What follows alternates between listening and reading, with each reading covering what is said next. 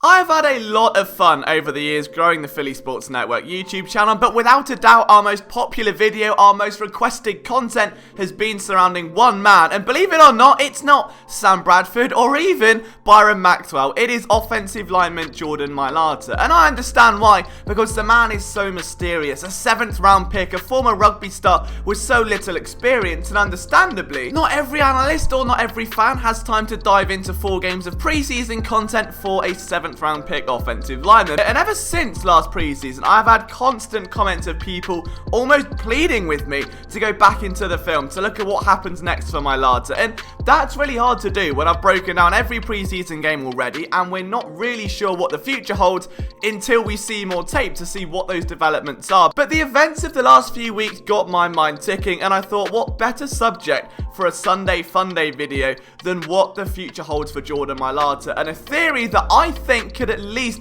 spark some life into a career that may well already be taking a turn for the worse given his recent injury history. So buckle up, strap in, grab yourself a drink and get ready for another Philly Sports Network video here on Sunday Funday!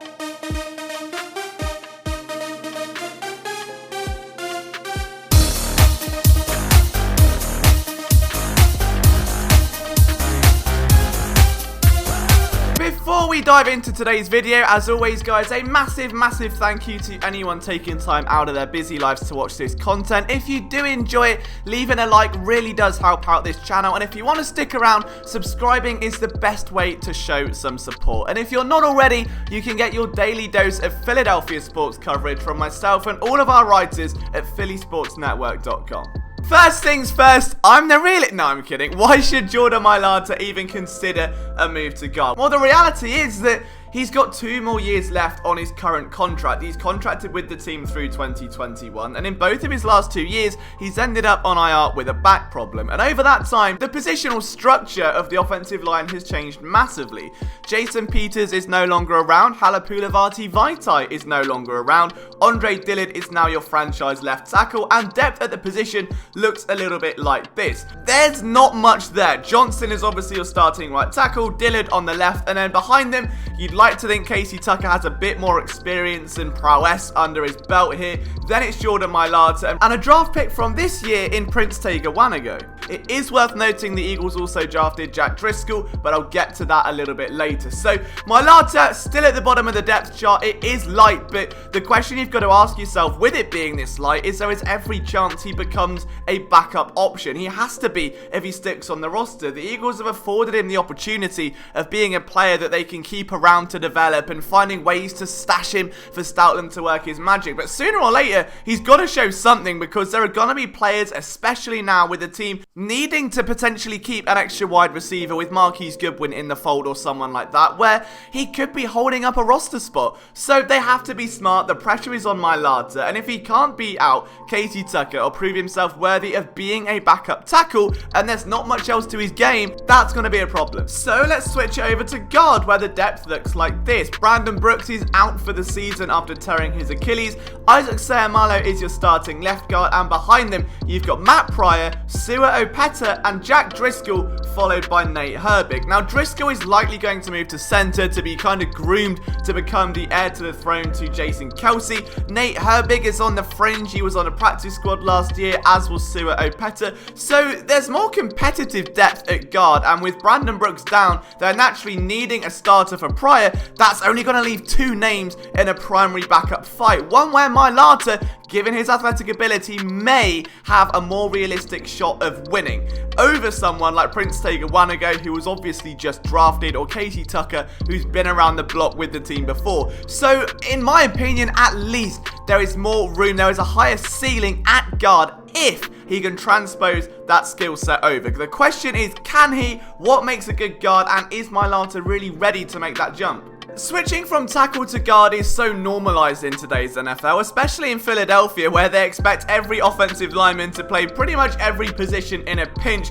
due to the zonal blocking scheme, where those athletic traits are quite transposable. But it's not as easy as it looks on the tin. If you're an NFL tackle and you have got sloppy footwork and you can't quite get your sets right and you struggle to find the right amount of depth, but your hands are fantastic, then maybe a move inside to guard can work, because all you're expected to do is drive nearly a 350 pound human forward, keep that pocket clean. And if you do struggle with footwork, or you do let a guy leak inside or outside, hey, there's going to be help from a center or the opposite tackle. Whereas at tackle, you're on an island outside of the interior help. So you're dealing with much zippier, much more electric pass rushers. Arguably the most dangerous pass rushers in the game are all on the outside. You have to be extremely athletic. It's much more about finesse and athleticism than it is about raw head-on power. And that's interesting. If we look back to Jordan Mailata's rookie film and then what happened in year number 2, there was a notable development in his hand usage. His punching was a lot more conservative. He was relying less on his athletic frame and those beastly 35-inch arms, which rank in the 94th percentile of linemen, to let bodies glide off him and to keep him in place. He was able to strike with a bit more assertiveness, but more importantly, keep his hands tighter to his chest and allow the pass rusher to make the first move, something he wasn't really doing as a rookie, which meant that when being the aggressor, his head would often come over his knees, he'd be unbalanced, and like a building, would sort of fall down without a strong foundation. Now, the footwork in year 2 still wasn't great. There was a bit of a step forward, but he still had the same weakness. He was still struggling. So what we've got here is a lineman that maybe does have an improvement with hand usage, and he's getting better at technique, but he's still finding out how to use his size, how to use his feet, how to use his lower half of his body in an NFL universe, and that may push him into the inside quite nicely. However, there is an old saying when it comes to trench play, and that is that the low man always wins, and being 6'8", getting low might be a bit of an issue here. And if he is now having to deal with interior linemen trying to use club moves and rip moves to push under him, if they can win and unearth those feet, which we know are quite sloppy anyway, they may end up having a slightly easier path to the quarterback. The biggest thing here, the biggest block in the way of a transition from tackle to guard for Jordan Mailata is going to be functional strength. Now, what's really interesting here is that between the time he came out of college and got his first NFL snap, his bench press went from around 16 reps of 225 to around 25 reps, while his squatting numbers jumped from 400 to 500. His body fat percentage went from 22% to 17%. That's from an article published by ESPN documenting Mailata's journey.